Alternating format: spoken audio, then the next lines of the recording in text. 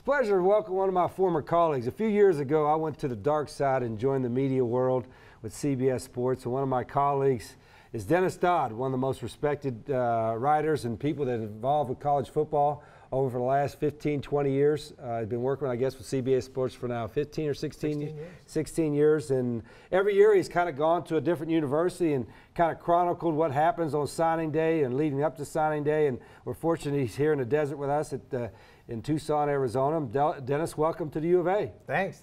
You had a future in television. You were very good that year. Yeah, at least for a year and a half, maybe. Yeah. I did. But I enjoyed it. You know, one thing that you get to do as a coach when you get on the other side of the camera, so to speak, you get a better appreciation for everybody that's involved in media and how much work you have to put in. And obviously, in coaching, you know, Brett chronicles how hard they work as coaches, but the media, you put a lot of time and effort in, whether you're reporting a story or following a program like you are today. I've seen you over there all day working at your laptop and working. What excites you most about the state of college football in today's world? I think just the unknown and maybe the excitement of the playoff coming. You know, I think there's things we haven't even thought about that are going to come up, both positive and negative. I mean, we didn't know what the BCS was going to be like totally. And now you have this human factor, these 13 individuals picking the teams to be not only in the playoff, but to fill 12 bowl spots in those top 6 bowls. You know, I don't know how that, you know, somebody's going to be left out. I think lives are going to be changed because, as you know, in the profession, the money is so big. And, you know, it's almost like the tournament in basketball. If you don't make the tournament, it kind of defines who you are. So if you don't, you know, if you're not in that group sometimes, it's going to define who you are. It may make it hard to make that 4. It's going to be pretty special. Oh, yeah, but yeah. You follow recruiting as well, obviously, when you follow college football and being around our program for the last day and a half and another program last year and so on.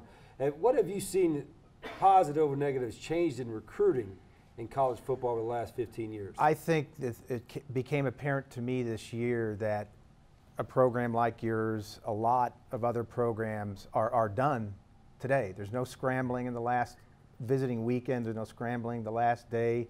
We talked about this. Joe Paterno kind of started it a few years ago when he started getting juniors to commit.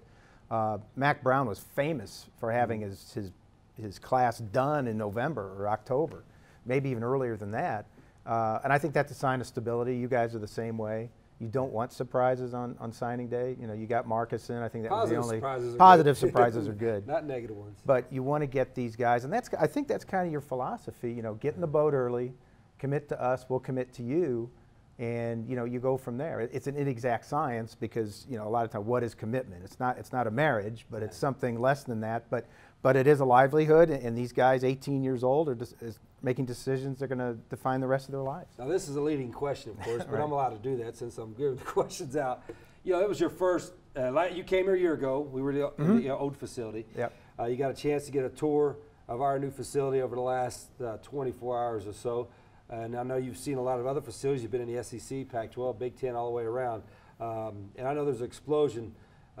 Tell our fans how our facility ranks to some of the places you've been over the last It's right up there. I say it's hard because when you go around the country, like one tops the other. I mean, you just don't know how to compare. Obviously, I have not been to Oregon. We all know the stories about Oregon there, but this ranks among the top. I mean, when I look at the weight room, the facilities, the offices here, just the hugeness of it. I mean, and when you talk about this compared to McHale for football, you know, it was small. I mean, we all agree with that. You know, this turned some of those guys, I'm sure, we're talking about, going through here and seeing all this to being on board today. Well, that leads into my next question. Yeah. You had a chance that, you know, I had to take you out for lunch yesterday, and you gladly accepted it. And we had a nice meal in the cafeteria. And we talked about some of the issues in front of the NCAA and some of the things that, obviously, I'm a big advocate for as far as being able to feed our athletes, all of our athletes, walk-ons and scholarship athletes, 3 meal days year-round. I think that's obviously a cost factor, but something that I think hopefully the NCAA will look at hard over the next several years doing. And you have been involved. You've written stories about where the NCAA is at and the rules changes. And all right, what do you see is coming down the pipe for not just football programs at this level, but NCAA Division I athletics as a whole? Well, it's changing before our eyes. You know, I went to the NCAA convention last month in San Diego.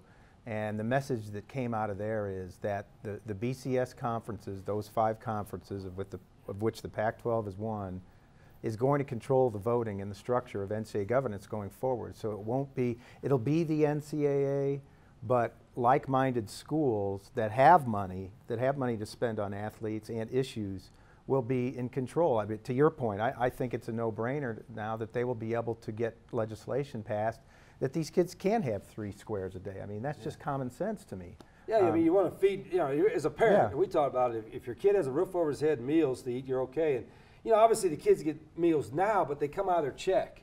Yeah. And if you want to put, to me, and we talked about this, you want to put money in their pockets, all right, let us feed them and not come out of their monthly check, and then that money would go so much further.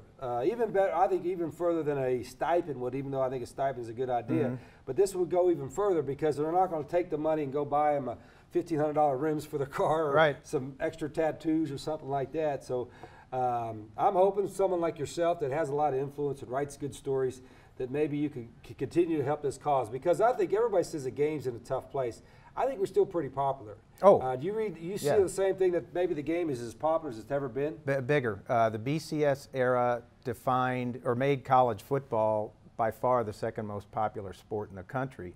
I'm not putting it on the BCS, but I'm just saying in that time frame, the interest just soared. Next to the NFL, and the NFL is very popular.